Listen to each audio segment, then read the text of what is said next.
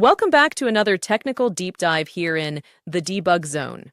Today we're tackling a big question and breaking it down with insights from other users.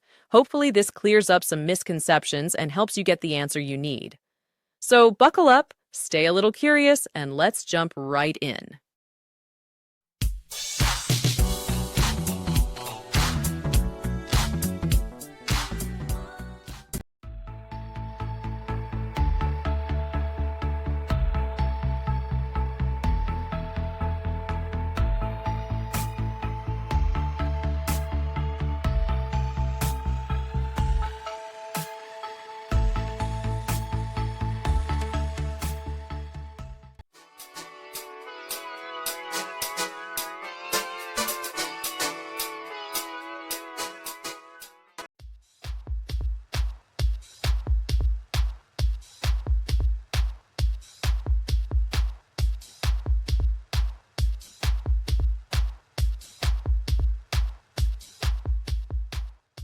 And that's a wrap.